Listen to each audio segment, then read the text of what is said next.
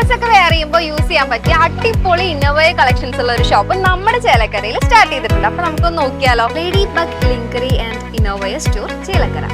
ഫോട്ടോഷൂട്ടും modelling ഒക്കെ ചെയ്യുന്നവർക്ക് useful ആയിട്ടുള്ള ഇൻവിസിബിൾ ബ്ര, പിന്നെ ബിഗിനേഴ്സിന് പറ്റിയ സ്പോർട്സ് ബ്ര, അതിൽ തന്നെ push up, non push up, seamless, full covered കളക്ഷൻസും ഇവിടെയുണ്ട്. പിന്നെ ഇമ്പോർട്ടഡ് ക്വാളിറ്റിയിലുള്ള ബ്രാലറ്റ്സ്, പാൻറ്റീസിലും ഒരുപാട് വെറൈറ്റി കളക്ഷൻസ് ഉണ്ട് കേട്ടോ. പിന്നെ വെസ്റ്റേൺ ഡ്രസ്സിനൊക്കെ മാച്ച് ആവുന്ന ഫുൾ ആൻഡ് ഹാഫ് സ്ലിപ്സ്, അതുപോലെ തന്നെ ട്രെൻഡിങ് ആയിട്ടുള്ള കോട്ട് സെറ്റ്സും ഇവിടെയുണ്ട് കേട്ടോ. പിന്നെ സാരി കൊടുക്കുമ്പോൾ പെർഫെക്റ്റ് ഷേപ്പ് വരുന്ന ബട്ടക്സ് പാഡ്സും ഷേപ്പ് സ്കേർട്സും ഇവിടെയുണ്ട്. നമ്മുടെ ലൊക്കേഷൻ വരുന്നത് near Chelakkara police station, opposite save mart supermarket. Desamangalam government ITIയിൽ കമ്പ്യൂട്ടർ ഹാർഡ്വെയർ ട്രേഡ് അനുവദിക്കണം. UR പ്രദീപ് MLA ഇക്കാര്യം ആവശ്യപ്പെട്ട് തൊഴിൽ നൈപുണ്യ പരിശീലന വകുപ്പ് മന്ത്രി ഷിബു ബേബി ജോണിന് കത്ത് നൽകി.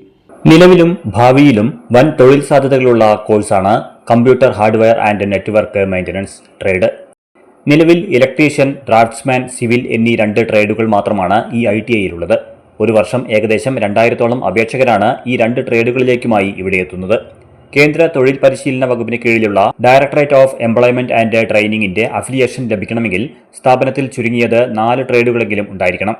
അതുകൊണ്ട് തന്നെ ദേശമംഗലം ITIയുടെ നിലനിൽപ്പിനും വികസനത്തിനും ഇനിയും 2 ട്രേഡുകൾ കൂടി ഇവിടെ അനുവദിക്കേണ്ടതുണ്ട്.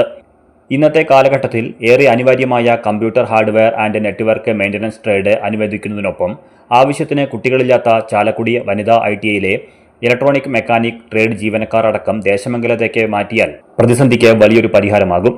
ഇത് പ്രദേശത്തെ ഒട്ടനവധി വിദ്യാർത്ഥികൾക്ക് മികച്ച പഠന സൗകര്യമൊരുക്കാൻ സഹായിക്കുമെന്നും MLA ചൂണ്ടിക്കാട്ടി.